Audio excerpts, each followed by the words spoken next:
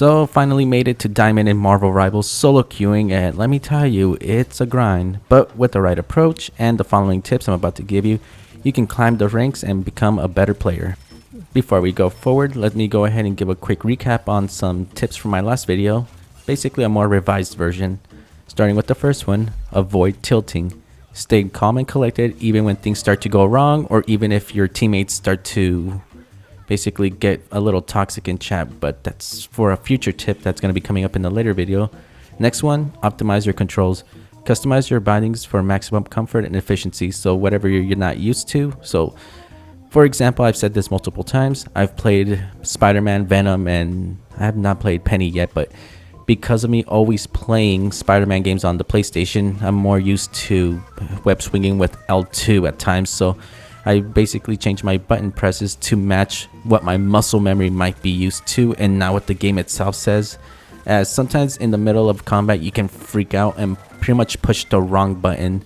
Again, with Cloak and Dagger, I put both their abilities to be matching, so if it's an AoE effect, L1, if it's ranged, R1 instead. And pretty much to make it easier to switch, I set it to L2 so I can pretty much switch on the fly. Which, bonus tip for any Cloak and Dagger players out there, if you ever play Cloak and you use up all your ammo and need to reload, simply switch to Dagger and then switch right back. It's way faster to reload your ammo that way than actually doing the little reload animation with Cloak.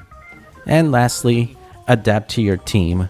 This will be what, like I said, if you're one trick, then pray that you're a healer, because anything else and you could possibly be losing matches. So even at your own expense, you're gonna have to start learning other heroes in the case that you get 3 DPS, or 3 duelists, 2 vanguards, 1 vanguard. Basically, you're gonna be filling in the gaps for that team.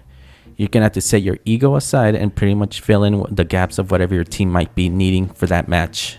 With that out of the way, let's go ahead and speed rush through these new strategies that I came up with that pretty much climbed me from bronze all the way for, at the moment of me recording this video, Diamond 2. Starting with the first one, which is mute the chat. Randoms can be unpredictable, and avoid the toxicity of voice chat unless you're confident with your teammates. Sometimes they'll just be goofing around making jokes, but occasionally you may get some toxic teammates. This Cloak and Dagger is gonna be dog shit trash. I'm just letting y'all know right now. You see how he's already, now look at this, bro. No one was toxic. This dude's being toxic already, bro. See what I'm saying? Don't let it trigger you, bro. Don't let it do you.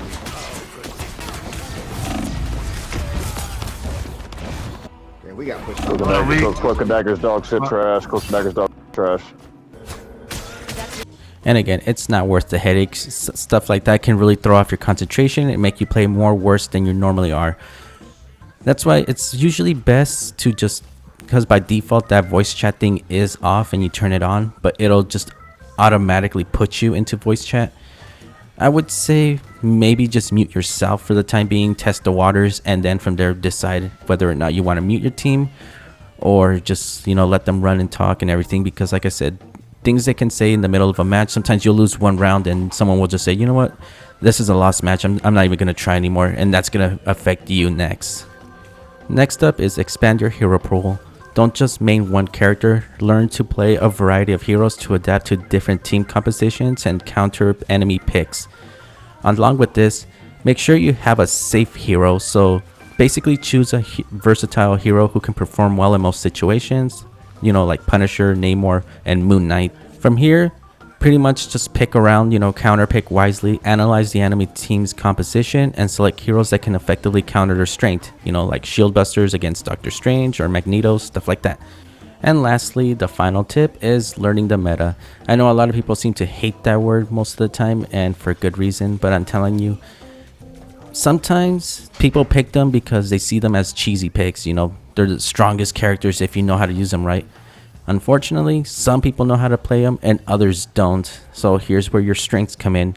Basically, what you're going to be doing is trying to, from the previous tip of mastering numerous heroes, incorporate that with learning the meta, and you can pretty much see yourself at an advantage of, knowing. Also, it would also help too when you really think about it, because since you already played that character, you kind of know, their strengths and weaknesses, what moves they have, compared to someone who just mains one hero because it's meta or something, and they go against someone else that's still beating them, and they can't counter switch or anything because, well, they only know that one character. But then here's you that if they counter your meta pick, you can always just move to basically the next meta pick character in the list, and it just kind of trickles from there, where you're gonna have a more advantage since you, one, mastered numerous heroes, and two, you learned the meta. And especially with them constantly adding new heroes, it's gonna be more beneficial for you. Solo queuing in Marvel Rivals can be challenging, but with these tips and a persistent attitude, you can climb the ranks and achieve diamond status. Good luck to anyone that decides to go with this. Again, this is more of a solo queue guide. You can pretty much just bypass this whole thing if you just want to party up, but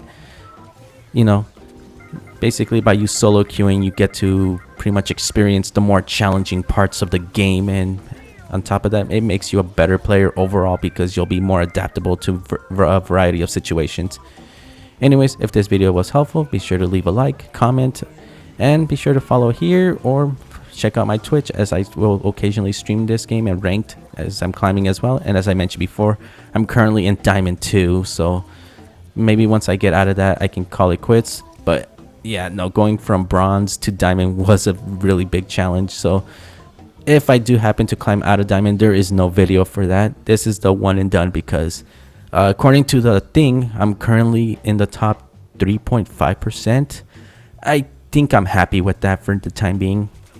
Maybe I'll just go higher just to get that little thing, the little stamp that you get on your name card. That's as far as I'm going, but yeah, that's as anyways, hopefully you enjoyed the video, and see you later, everyone.